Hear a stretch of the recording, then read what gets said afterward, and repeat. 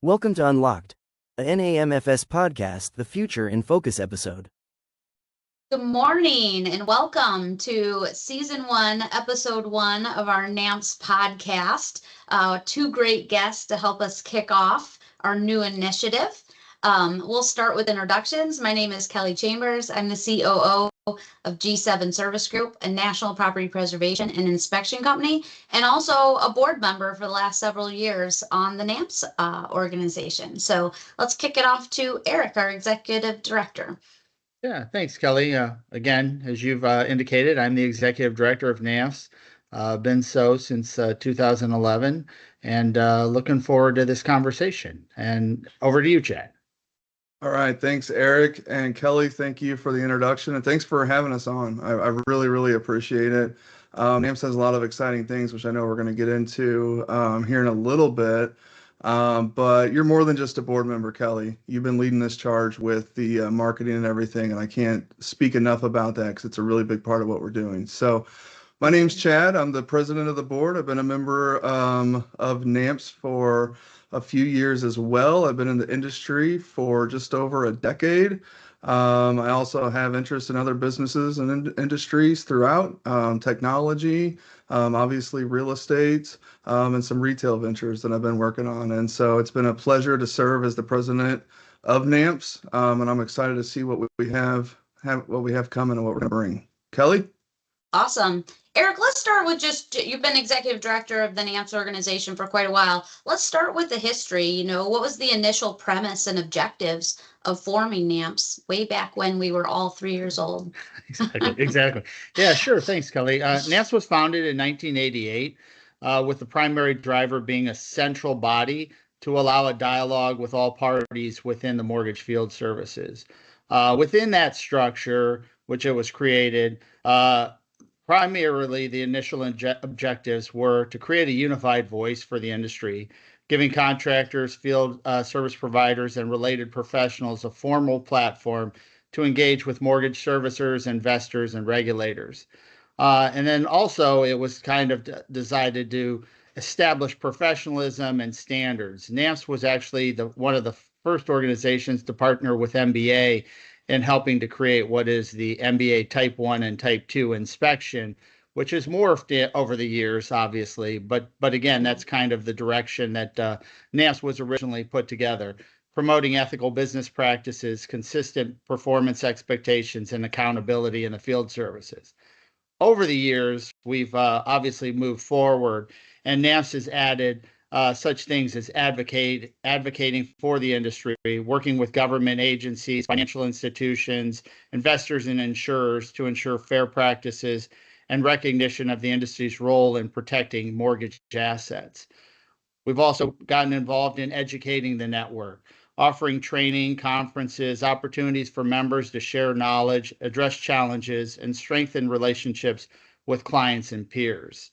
And finally, most recently, NAMFS has gotten involved in growth and sustainability of our members, bringing other opportunities of tangential relationships or businesses to our space. So helping contractors, companies succeed by fostering communication, innovation, and collaboration across the mortgage field services ecosystem. In short, NAMFS was formed to professionalize, unify, and protect the mortgage field service industry while ensuring that the work was recognized as being vital to the mortgage servicing process. Yeah, our membership is certainly vital to my business, and I assume Chad's as well. They're 50% of the equation, which is a big reason of why I wanted to be a member of the board and be able to have a voice and speak on their behalf as well. So it's a good story of the background of NAMFS and our current leader, Chad, president of the board. You're now 12 months in, almost 12 months in. You've got at least another 12 months plus support time ahead of you. What objectives are you hoping to achieve in the next 12 to 24 months? Yeah, absolutely. Thanks, Kelly. I appreciate that. And you're right. I mean, NAMFS membership is critical to my business, right? We engage with the contractors out in the field and all those types of things. And what I can tell you is my mission over the next 12 to 24 months, and should I be graciously elected again, to serve another term, really hasn't changed from the first day of when Eric came to me and said, "Hey, by the way, you've been nominated to be president of the board." And really even before that too, was really bringing true value to our membership and ensuring that our membership feels valued.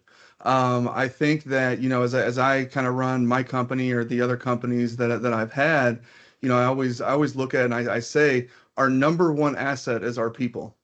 And so whether that's a W-2 employee, whether that's a contractor, whether that's somebody in the field, that's somebody behind a desk, it doesn't matter. Our number one asset is our people, and our people are truly valuable. And so NAMFS as an organization, I think has been paramount throughout the years. And whether it's helping, members solve disputes or bringing education materials or working through pricing, which is really, really tough. And it's always a hot topic, right? But NAMFS has been there every single step of the way. And really, NAMFS is the voice of this industry. And so as I got involved with NAMFS years ago, and then like I said, Eric came to me and said, "Hey, by the way, you've been nominated. Are you interested?" And I said, "Yes, absolutely. Let's get it started."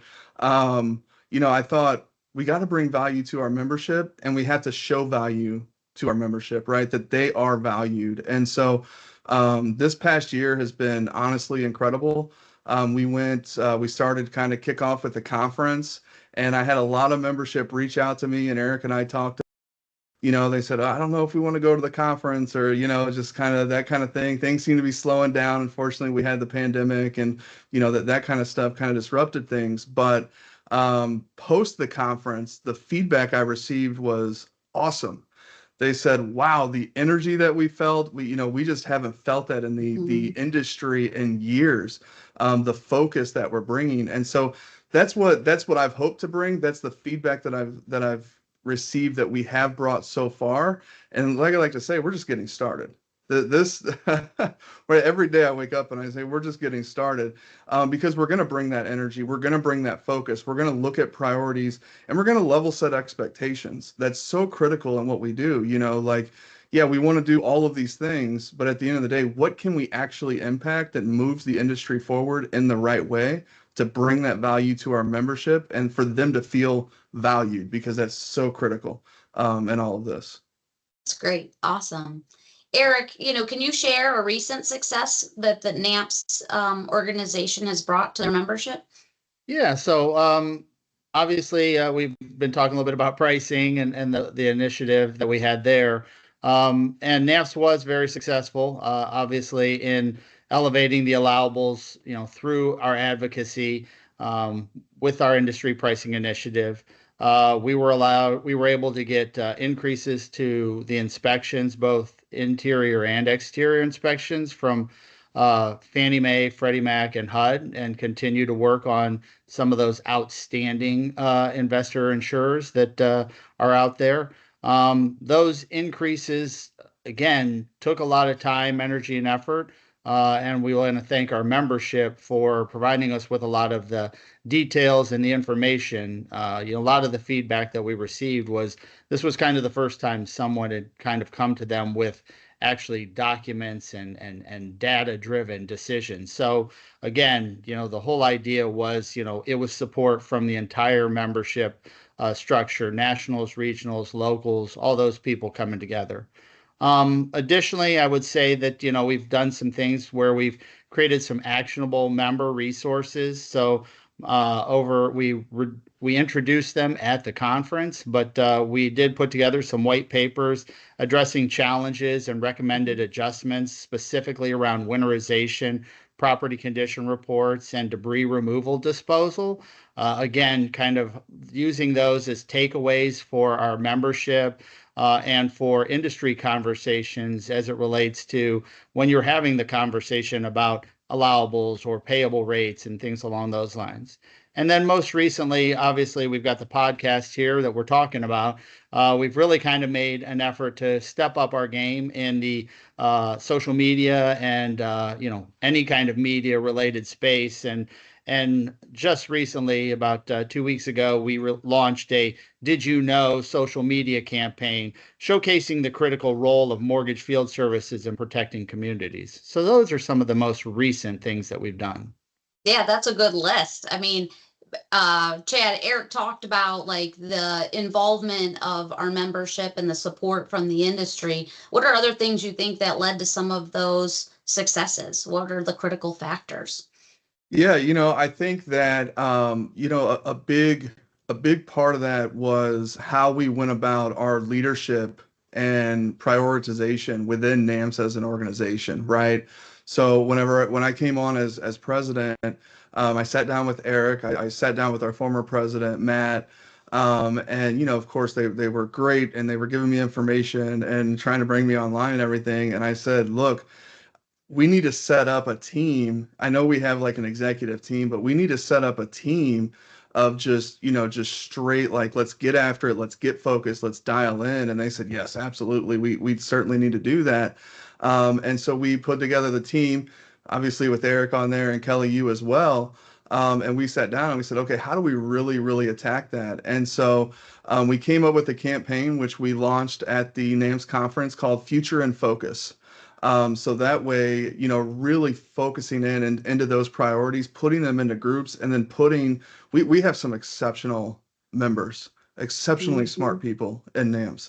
And so putting some of those members in charge of those groups and engaging with those groups, really, really focusing our priorities. And I think in doing that and kind of creating that system as an organization and as leaders in the organization, I think it really empowered the organization to really, really kind of, it's almost kind of like chunking things out, right? Really being able to really dive in into these each areas with some of our best and brightest people and get after it. And the result has been success and really measured by the feedback we've gotten from the membership so far, which has been super positive.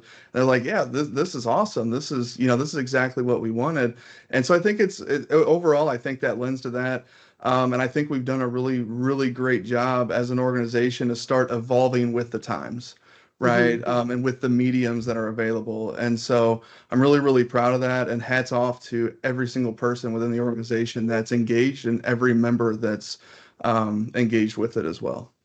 Yeah, I appreciate the narrowing focus for what we want to work on over the next 12 to 24 months. I think I say often to my team, if you have 10 priorities, which 8 are you not doing, right? Because nobody has Exactly. enough time for 10 priorities, right? So the narrowed focus and limiting it to like 3 big things that we want to accomplish, I think definitely has been instrumental in our recent successes. So what's one thing for each of you? We can start with Eric. One thing for each of you that is really critical to our action plan for goals for the next 12 months, Eric. Well, I would kind of have like a blended two, I guess, what I would say. Great. So, kind of the first thing is obviously growing the organization. And part of growing that organization is because I feel it's really critical for our successful, for the action plan to be successful is we need to be able to strengthen our industry advocacy through data-driven initiatives and unified member engagement. Like I said, having that accurate field data, case studies, direct member feedback, we can effectively demonstrate kind of the real world impact of regulatory changes, pricing challenges, operational burdens, all those kinds of things to, the entire industry, ecosystem, not just within our space, but, expanding it up to the investors, insurers, policymakers, those types of people. And again, that kind of evidence-based advocacy ensures that, we can have conversations around the services provided, allowables, compliance, workforce sustainability that are grounded in facts, not just assumptions. So I think those are really the key, growing the membership and then using the data and that engagement from the membership in order to kind of help take action as a whole. So I think those are the two best things. Yeah. Chad, what's one thing that you think we need to be successful in the next 12 months? One thing, I'm all about the focus. It's hard to pick just one, but one I will say, I do agree with Eric. I think growing the membership. I mean, the bigger our membership is, the louder our voice. But what I would say kind of within that, it's really about our communications, honestly. It's not just about what we're saying or what we're communicating. It's about how we're saying it and how often we're saying it, right? And so I think as we increase the number of people that are joining NAMFS from kind of different subsections of our industry, if you will, we really need to be diligent in how often we're communicating and how we're communicating, right? Because at the end of the day, it's super critical for me, and I think for our organization, for people to find that value, they need to understand the value, right? And so we need to make sure that we're doing a great job communicating, which I think we have been, and continue to do that. So that way we're displaying it in such a way that's showing the value and that is having the highest level of efficacy across everything that we're trying to achieve. It's awesome. You both talked about membership growth, and it's so important. If we doubled our membership overnight, what's one thing that we can realistically change in the next 12 to 24 months? Eric, you're up. Yeah. Okay. Well, like I said, I think, again, we would be able to, be more do more advocacy. I think we talk a little bit about this. We would be able to, bring that power of that membership to be a bigger voice, gather more data and be able to kind of, directionally, focus our outcomes and what we're kind of trying to do there. Great. Chad? Yeah, I agree. I also think, I talk a lot about, and I know at the conference and usually in conversation of the places that I'm speaking, I talk a lot about community. And we, at me as our business, and I know Kelly, your business as well, we operate in a lot of different communities, a lot of different types of communities and what have you. And going back to our membership, a lot of our members are, they're local businesses to their communities. And that's really important. Community really does matter. The state of our communities, the growth, prosperity of our communities. And not that I'm looking to make like a, national run for presidency, start at NAMFS and just grow from there.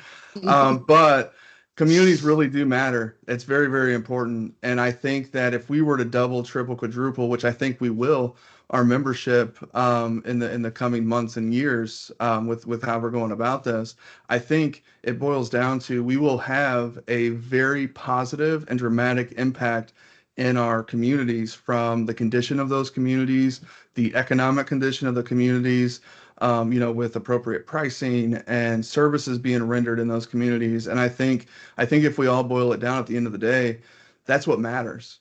Right? Like of course, all of our businesses want to be profitable. All of our businesses want to be successful and growing. But I think that a lot of us got into this to ensure that we're doing a good job. I mean, at the end of the day, that's just a fundamental human feeling, right? Like we want to do a good job. People don't want to walk out their doors and see, dilapidated houses or structures or, what have you. And I think that we have a real opportunity to have a real impact throughout the communities and what we're doing. Yeah, one loud voice definitely carries weight, right? So it would definitely help with the advocacy. So thank you Absolutely. both for joining our first season 1, session 1, episode 1 of our NAMFS podcast. I look forward to these conversations continuing, throughout the next coming years for sure. So this is a great start and just the beginning. Yeah. Thank you. Thank you, Kelly. I appreciate it. One thing I would like to say to everybody, who's listening and things like that, really do engage actively in the association. Even if you're not a member, reach out, follow, see what's going on, educate yourself, become engaged in the positivity that NAMFS is trying to participate in, because again, there is so much negativity out there, unfortunately, within our space. So again, we do encourage you to learn a little bit more about us, make a good decision, and then again, engage actively within the industry for a positive effect. Absolutely. Thank you, Kelly, so much. Eric, thank you for your leadership in all this. And we appreciate everyone. And the only thing I will say, the future is now. And just to reiterate, Eric said, engage now. Let's get it started.